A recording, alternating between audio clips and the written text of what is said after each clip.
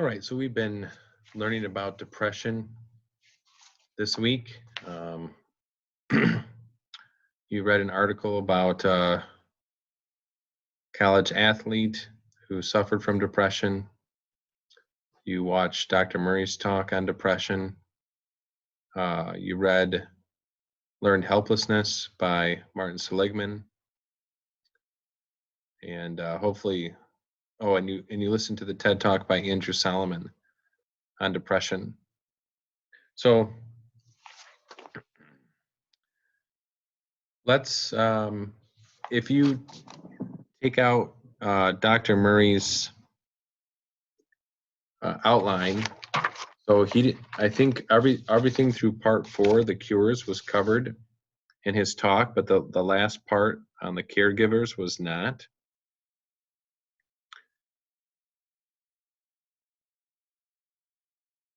So I'm just going to go over that briefly here to begin. So on his outline, it says caregivers and then study. So knowing is half the battle. So depression and anxiety are two major disorders that are afflicting teenagers and Americans, well, people really, at an alarming rate.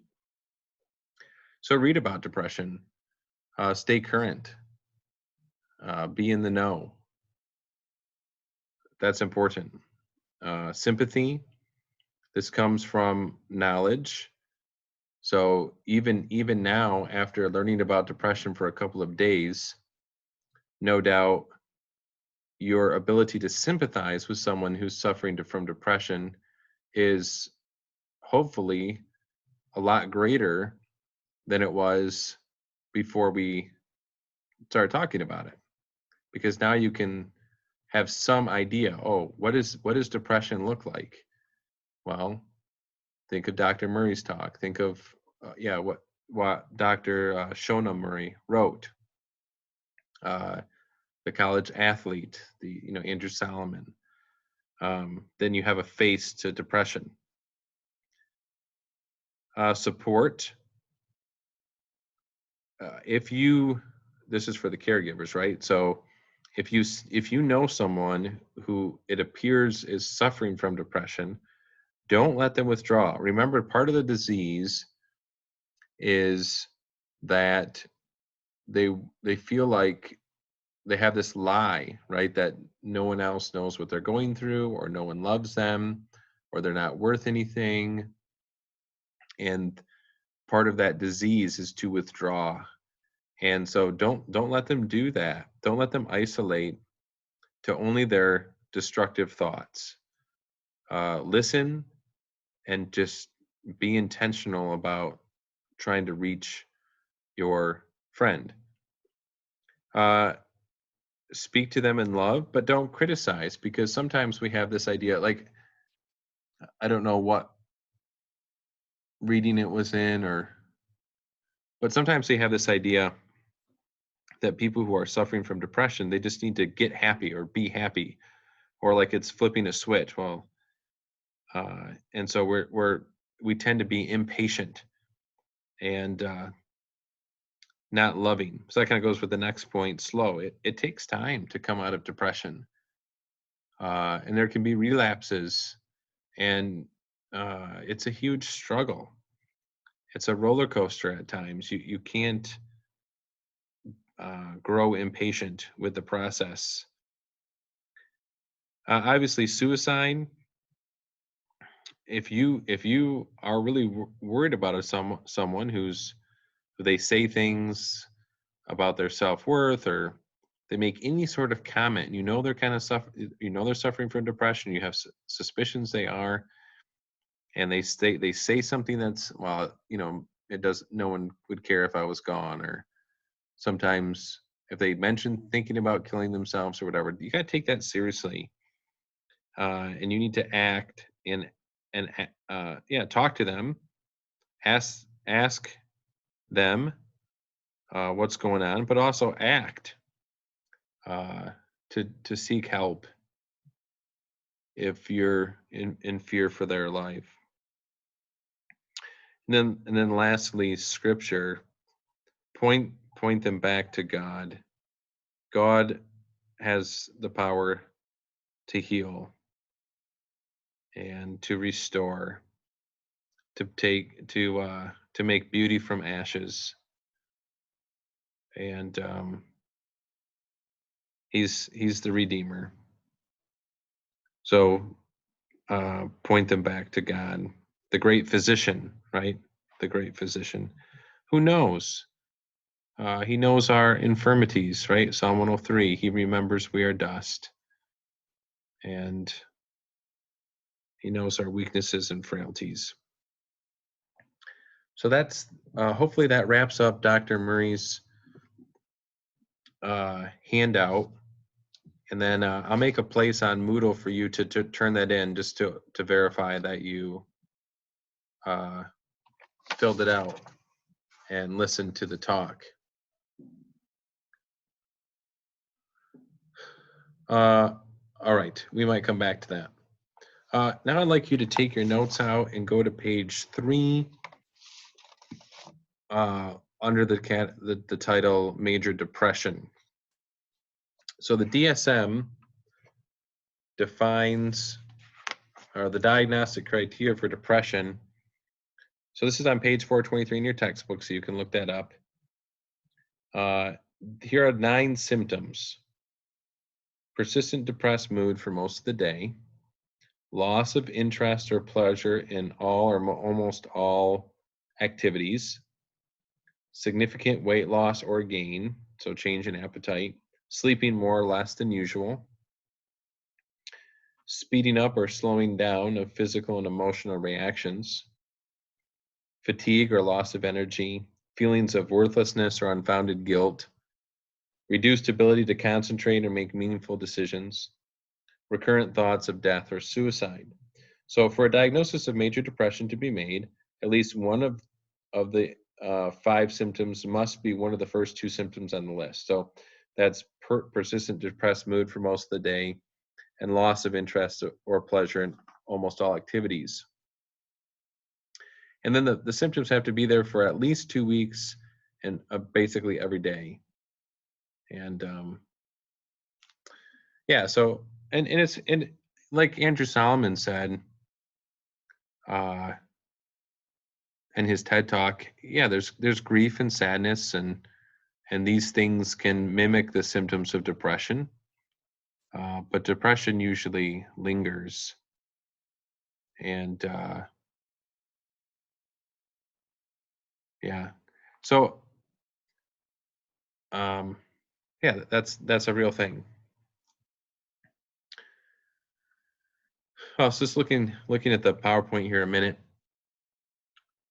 So this is mood disorders. So we have depression, helplessness, hopelessness, worthlessness, guilt, great sadness. We got to mention those. Depression is the most common. And then there's bipolar disorder. Used to be called manic depression.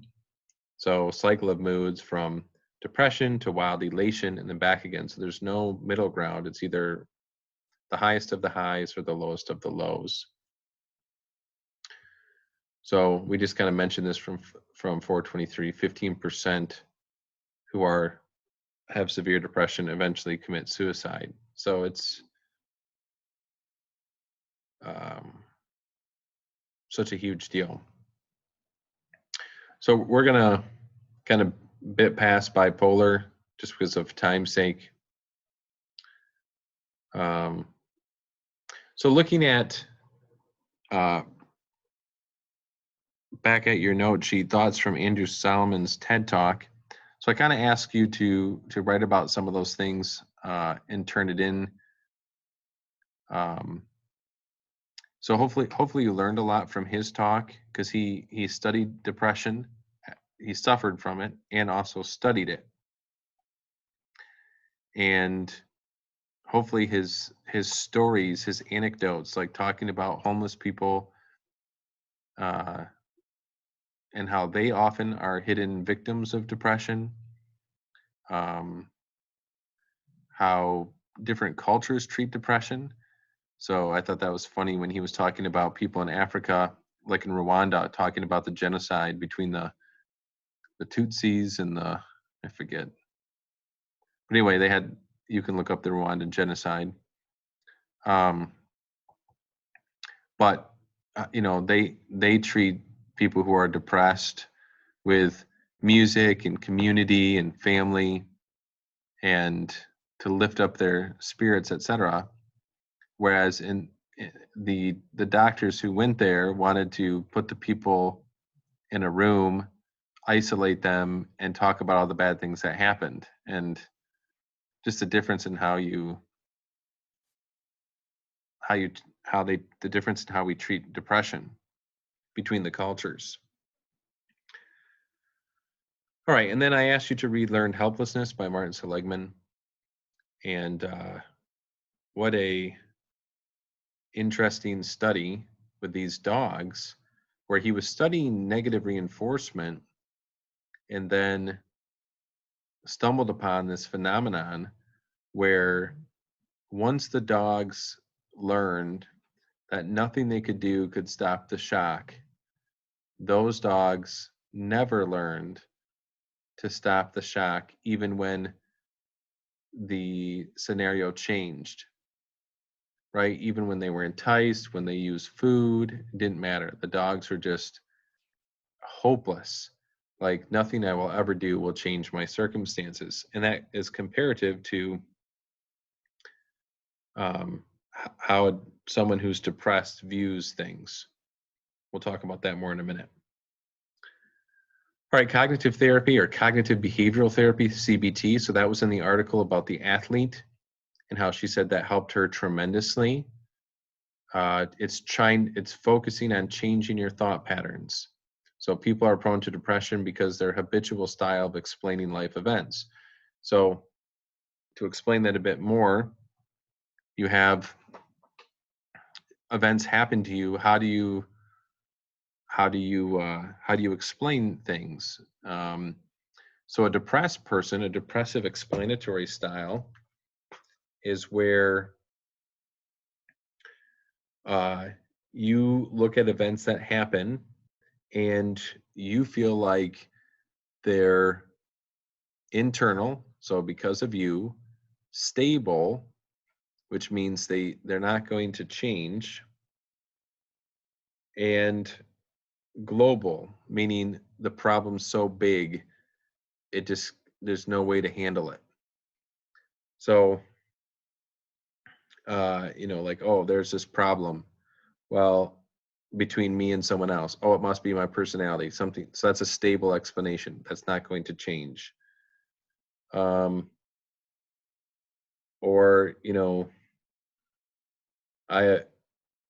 you make the problem so big instead of something specific.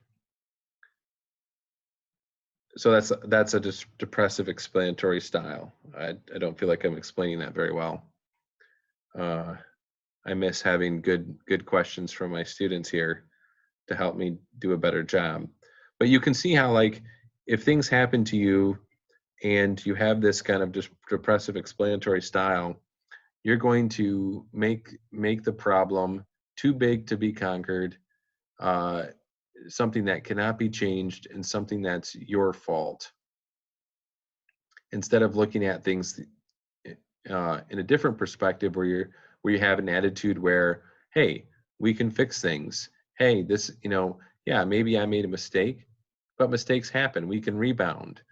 Or, yeah, right now I have this problem where I'm, like, let's say you apply for a college you really want to get into. Let's say you want to get into like nursing school and it's really competitive and you don't get in your first time. Yeah, you could sit there and get all a depressive explanatory style would be like, it must be me, I'm not good enough, no one wants me. No, or you could say, hey, it's really competitive. There's, maybe I'm on the waiting list, maybe I'll get in, maybe I can do this, maybe I can apply to a different school. So it's your attitude of how you're going to handle affliction and difficulty in life, which is, of course, ubiquitous. Okay. A second view, by Aaron Beck. People that are depressed have a negative view of themselves because of negative self schemas developed in childhood. So we talked about schemas, we talked about memory. And so this is the idea like, hey, your childhood, you create negative schemas and these follow you into adulthood. And so how you filter and explain things goes through this negative schema, makes you prone to depression. Okay, biological view, looking at your notes, pharmacology. Are mood disorders genetic? It seems like there must be a genetic link. So in Andrew Solomon's talk, for example, the one guy who had the severe depression that he tried the shock therapy and then ended up having a special procedure that actually worked. And he got a picture of his grandma for Christmas, his grandma who had committed suicide because of depression. And so there's that evidence of a genetic link. So certainly neurotransmitters involved. So serotonin and noradrenaline. Low levels of serotonin lead to mood disorders. And then if you have low levels of serotonin and noradrenaline, that's found in people who are depressed specifically. And this knowledge has helped in development of drugs. So back in chapter 3, we looked at neurotransmitters, serotonin, dopamine, noradrenaline or norepinephrine, etc. And we looked at different diseases like schizophrenia, Alzheimer's and Parkinson's, etc., that were based on deficiencies like acetylcholine and dopamine. So depression is specifically tied to serotonin, and we'll get to the drugs, I guess, on page 4. So, all right, a combined view. So I call this the destructive depressive cycle. So learned helplessness plus neurotransmitters. So dogs with learned helplessness in Seligman's study had less noradrenaline. So it's like environment plus biology. You have, Andrew Solomon mentioned this in his talk too, if you listen closely, where he said depression, you have genetic markers. In other words, there's a propensity towards depression in your genetics, and then your environmental triggers. Like for Solomon, it was like end of a relationship, the death of his mother, etc. Like all happened kind of together. That triggered his depression. For Dr. Shona Murray, she was pregnant and overwhelmed and overworked, and all these environmental things contributed. For the athlete, the college athlete you read about, it was, moving away from California where she had a lot of friends and felt identified there, a sense of identity there, and losing all that and etc. So you have genetic propensity for depression and then environment. Now, once depression sets in, perhaps the way this works is, life events, depressing things happen. This slows down the activity of noradrenaline in the brain.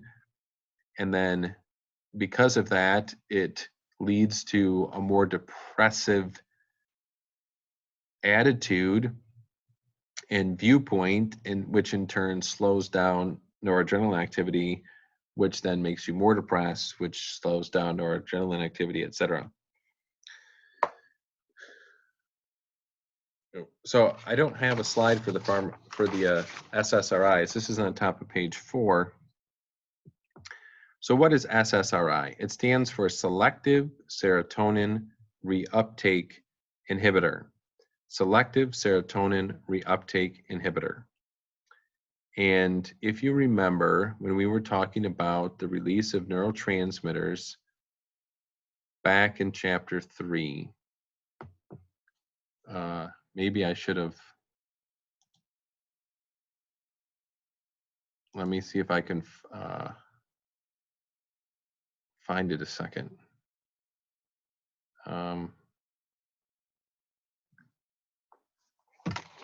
I should have had that ready, but I doubt you have your chapter 3 notes handy.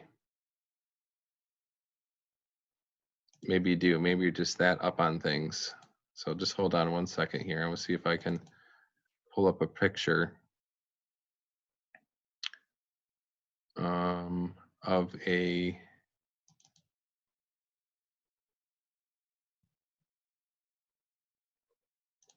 so here. Stupid thing. Hold on. I know what I'm doing. All right. Boom. Okay. So here's just a standard picture of your own neurons, right? And then at the end of the axon, you got the axon terminal. And then we've got, so here's the synapse. You got the axon terminal, and then synaptic vesicles, right, which contain your neurotransmitters, the little green dooflickies, and then you got receptor sites. So when serotonin's released in the synapse, it's only there for a small fraction of time. And the little serotonin, let's just imagine these little green spheres are serotonin. Then when they cross that synaptic cleft and go to the receptor site, there's only a short amount of time where that's happening. And then what happens is the serotonin, there's what's called reuptake, where the serotonin is being drawn back into the sending neuron. So back into here. And so what these drugs, these antidepressants that are on the market, they're also used for anxiety, if you remember. They're called SSRIs. And so selective serotonin reuptake inhibitor. And what it does is it inhibits the ability of the sending neuron to take back serotonin when the neuron is firing.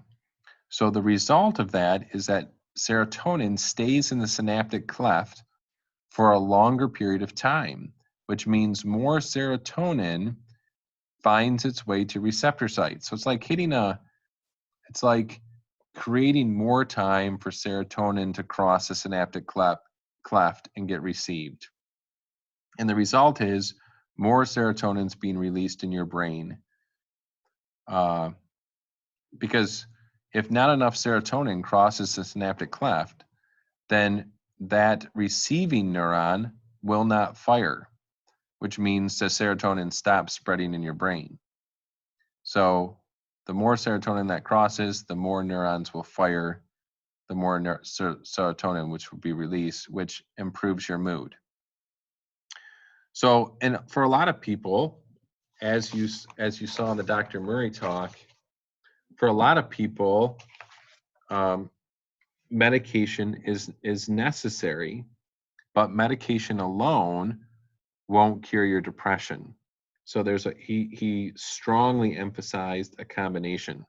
So medication can be part of that cure. I believe what he said was like many people need medication to start the healing process, but no one heals just on medication alone. And so you need counseling, which usually involves cognitive behavioral therapy. So you're going to change your thought process. And this is talking about many people who suffer from depression between medication and CBT, cognitive behavioral therapy, and life changes, right? So getting on a routine, physical exercise, having good sleep patterns, having a good support network, changing your thought process, etc.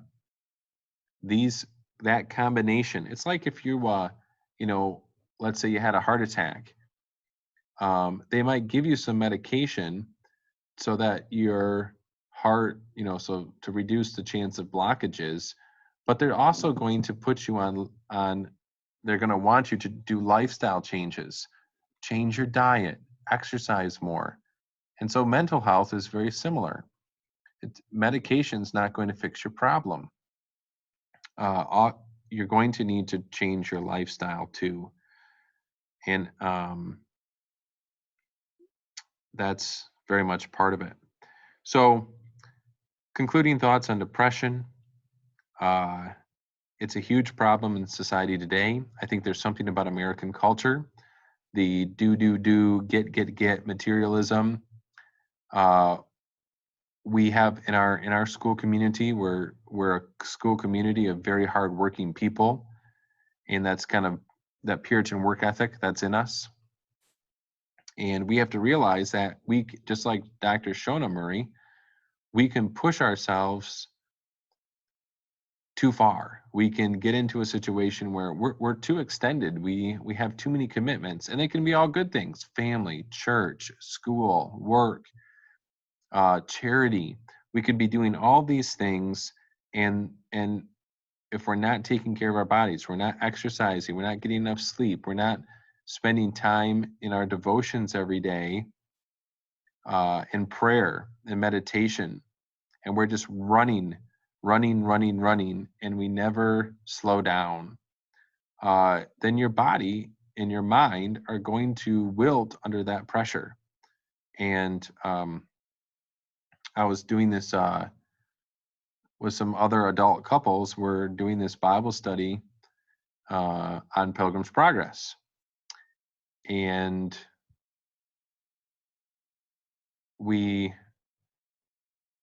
I don't know, there's probably a dozen couples in this study. And we were just talking about, the book and kind of basic things in life.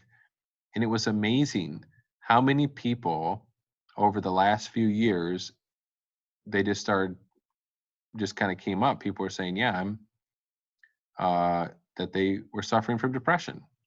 Moms, young moms, older men, all across the age spectrum. And so depression it's Andrew Solomon said it's every family's secret. I remember teaching this several years ago. Well, just teaching depression over the years, how many times students have contacted me, sent me notes long time afterward. Just and these are kids I would never expect to be suffering symptoms of depression, or sometimes they knew friends who were depressed, etc. And you're not alone if you're one of those people, and you're fighting through depression. You've recognized that now by studying it. Don't feel like you can't talk to people. Message me, talk to your parents, talk to your friends, and get help. Don't